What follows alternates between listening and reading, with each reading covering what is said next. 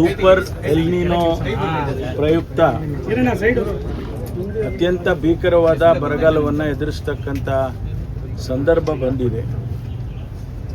ಎಲ್ಲ ಜಿಲ್ಲೆಗಳಲ್ಲೂ ಕೂಡ ಈಗಾಗಲೇ ಜಿಲ್ಲಾಧಿಕಾರಿಗಳಿಗೆ ಸೂಚನೆಯನ್ನು ಕೊಟ್ಟಿದ್ದೇವೆ.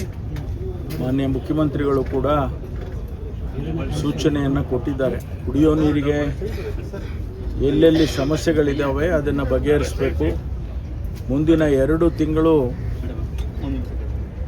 ಜನಸಮುದಾಯಕ್ಕೆ ಯಾವುದೇ ರೀತಿಯಲ್ಲಿ ಕುಡಿಯೋ ನೀರಿಗೆ ತೊಂದರೆ ಆಗಬಾರ್ದು ಮತ್ತು ಅವರ ಜೀವನಕ್ಕೆ ತೊಂದರೆ ಆಗಬಾರ್ದು ಅನ್ನೋ ರೀತಿಯಲ್ಲಿ ಈಗಾಗಲೇ ಸೂಚನೆಯನ್ನು ಕೊಟ್ಟಿದ್ದೇವೆ. ನಾನು ಕೂಡ ಬೆಳಗಾಂ ಡಿವಿಷನ್ನಲ್ಲಿ, ಚಿತ್ರದುರ್ಗದಲ್ಲಿ, ತುಮಕೂರಿನಲ್ಲಿ ಎಲ್ಲ ರಿವ್ಯೂ ಮಾಡಿ ಏನೆಲ್ಲ ಸಾಧ್ಯತೆಗಳಿದ್ದಾವೆ ಅದನ್ನು ನಾನು ತಿಳಿಸಿದ್ದೇನೆ. ಎಲ್ಲ ರಿಸರ್ವಾಯರ್ಗಳು ಡೆಡ್ ಸ್ಟೋರಿಗೆ ಬಂದುಬಿಟ್ಟಿದ್ದಾವೆ. ಅದನ್ನು ನಾವು ಈಗಾಗಲೇ ಎಲ್ಲ ಜಿಲ್ಲಾಧಿಕಾರಿಗಳಿಗೆ ಬೆಳೆಗಳಿಗೆ ಕೊಡಬಾರ್ದು ಅಂತೇಳಿ ಸೂಚನೆಯನ್ನು ಕೊಟ್ಟಿದ್ದೇನೆ. ಯಾವುದೇ ಕಾರಣಕ್ಕೂ ಬೆಳೆಗಳಿಗೆ ರಿಸರ್ವಾಯರಿಂದ ಡೆಡ್ ಸ್ಟೋರೇಜ್ ಏನಿದೆ ಅದನ್ನು ಕುಡಿಯೋ ನೀರಿಗೆ ಉಪಯೋಗಿಸಬೇಕು, ಮಾತ್ರ ಬೆಳೆಗಳಿಗೆ ಕೊಡಬಾರ್ದು ಅಂತೇಳಿ ಈಗಾಗಲೇ ಸೂಚನೆಯನ್ನು ಕೊಟ್ಟಿದ್ದೇವೆ. ನಿನ್ನೆ ಸ್ವಲ್ಪ ಭಾಗದಲ್ಲಿ ಮಳೆಯಾಗಿದೆ. ಚಿಕ್ಕಮಗಳೂರು, ಮಲೆನಾಡು ಭಾಗದಲ್ಲಿ ಸ್ವಲ್ಪ ಮಳೆಯಾಗಿದೆ ಮತ್ತು ಆ ಭಾಗದಲ್ಲಿ ಹುಬ್ಬಳ್ಳಿ, ಧಾರವಾಡ, ಆ ಕಡೆ ಬೆಳಗಾಂ ಆ ಭಾಗದಲ್ಲಿ ಸ್ವಲ್ಪ ಮಳೆಯಾಗಿದೆ. ರಿಸರ್ವಾಯರ್ಗಳಿಗೆ ಈಗ ಸ್ವಲ್ಪ ಒಳ ಅರಿವು ಬರ್ತಾ ಇವೆ. ಇನ್ನೂ ಒಂದು 2-3 ದಿವಸ ಹಾಗೆ ಇದ್ದರೆ, ಮಳೆ ಬಂದರೆ ಸ್ವಲ್ಪ ನೀರಿನ ಮಟ್ಟ ಜಾಸ್ತಿ ಆಗ್ತದೆ. ಈ ಭಾಗದಲ್ಲಿ ಮಲೆನಾಡಿನಲ್ಲಿ ಮಳೆ ಆಗ್ತಾ ಇರೋದ್ರಿಂದ ನಮಗೆ KRSಗೆ ಒಳರಿವು ಪ್ರಾರಂಭ ಆಗಿದೆ. ಅದು ಹೇಮಾವತಿ ಇರ್ಬೋದು, KRS ಇರ್ಬೋದು, ಇವೆಲ್ಲ ಸ್ವಲ್ಪ ಮಟ್ಟಿಗಾದರೂ ನಮಗೆ ನೀರು ಬಂದರೆ ಕುಡಿಯೋ ನೀರಿಗೆ ಸಮಸ್ಯೆ ಬಗೆಹರಿಯುತ್ತೆ.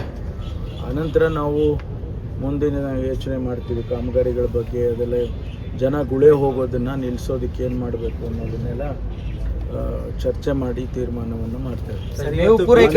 ಮಾನ್ಯ ಮುಖ್ಯಮಂತ್ರಿಗಳು ಮತ್ತು ನಾನು ಇವತ್ತು ಬೀದರ್ ಜಿಲ್ಲೆಗೆ ಹೋಗ್ತಿದ್ದೇವೆ. ಅಲ್ಲಿಂದ ನಾಳೆ ಗುಲ್ಬರ್ಗ ಡಿವಿಷನ್ ರಿವ್ಯೂವನ್ನು ಮುಖ್ಯಮಂತ್ರಿಗಳು, ನಾನು ಎಲ್ಲರೂ ಕೂಡ ಮಾಡ್ತೇವೆ. ಅಲ್ಲಿ ಏನು ಪರಿಸ್ಥಿತಿ ಇದೆ ಅದನ್ನು ನೋಡಿಕೊಂಡು ಸೂಚನೆಗಳನ್ನು ಕೊಟ್ಬಿಟ್ಟು ಬರ್ತೇವೆ. ಕುಡಿಯೋ ನೀರು ಪೂರೈಕೆ ಮತ್ತು ಮೇವು ಪೂರೈಕೆಗೆ ಸಂಬಂಧಪಟ್ಟಂತೆ ಏನು ಆ್ಯಕ್ಷನ್? ಈಗಾಗಲೇ ಮೇವು ಕಿಟ್ಸನ್ನು ಕೊಡೋವಂಥದ್ದನ್ನು ಕೂಡ ಕೊಟ್ಟಿದ್ದೇವೆ. ಎಲ್ಲೆಲ್ಲಿ ಒಂದಿಷ್ಟು ಬೋರ್ವೆಲ್ಗಳು, ನೀರಾವರಿ ಇದೆ ಅಲ್ಲಿ ಬೆಳಿಬೇಕು ಅಂಥೇಳಿ ಆ ಕಿಟ್ಸನ್ನು ಪ್ರತಿ ಸಾರಿ ಬರಗಾಲ ಬಂದ ಸಂದರ್ಭದಲ್ಲಿ ಕೊಡ್ತೇವೆ. ಅದನ್ನು ಅನಿಮಲ್ ಹಸ್ಬೆಂಡ್ರಿ ಡಿಪಾರ್ಟ್ಮೆಂಟಿಗೆ ಈಗಾಗಲೇ ಸೂಚನೆ ಕೊಟ್ಟಿದ್ದೀವಿ. ಅಲ್ಲಿ ಸ್ಥಳೀಯವಾಗಿ ಅವರು ಕೊಡ್ತಾರೆ. ಅದನ್ನು ಬೆಳೆದ್ರೆ ಆ ರೈತರಿಗಾದರೂ ಆಗುತ್ತೆ, ಅವ್ರ ಸ್ವಂತಕ್ಕಾದರೂ ಆದರೆ ಅಷ್ಟರ ಮಟ್ಟಿಗೆ ನಮಗೆ ಪ್ರೆಷರು ಕಡಿಮೆ ಆಗ್ತದೆ.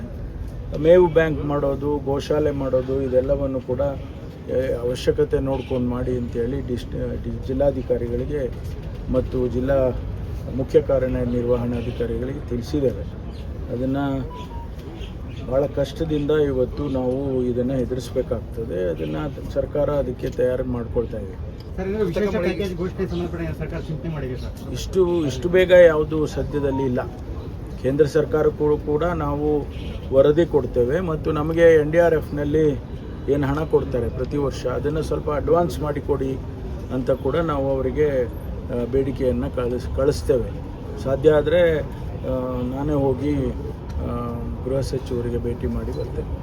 ಈಗಾಗಲೇ ಏನು ಎಲೆಕ್ಷನ್ ಕಮಿಷನ್ ಅವರು ಸೂಚನೆಗಳು ಕೊಟ್ಟಿದ್ದಾರೆ ಅದರ ಪ್ರಕಾರ ಕೆಲಸ ನಡೀತಾ ಇದೆ. ಅದರಲ್ಲಿ ಯಾವ ಗೊಂದಲಗಳು ಕೂಡ ಇಲ್ಲ. ಏನಾದರೂ ಅವರು ಮಾನಿಟ್ರ್ ಮಾಡ್ತಾರಲ್ವ, ಎಲೆಕ್ಷನ್ ಕಮಿಷನ್ ಅವರು ಮಾನಿಟ್ರ್ ಮಾಡ್ತಾರೆ. ಏನಾದರೂ ತಪ್ಪುಗಳಿದ್ದರೆ ಅವರು ನೋಡ್ತಾರೆ. ರಾಜಕೀಯ ಕಾರಣದಿಂದ ಬೇರೆಯವರು, ಈಗ BJP ಅವರಾಗಲಿ ಜನತಾದಳದವರು ರಾಜಕೀಯ ಕಾರಣದಿಂದ ಅವ್ರ ಹೇಳಿಕೆಗಳು ಕೊಡೋದ್ರಲ್ಲಿ ಅರ್ಥವಿಲ್ಲ. ಯಾಕೆಂದರೆ ಚುನಾವಣಾಧಿಕಾರಿಗಳು ಅವರು ಅದನ್ನು ಮಾನಿಟ್ರ್ ಮಾಡ್ತಾರೆ.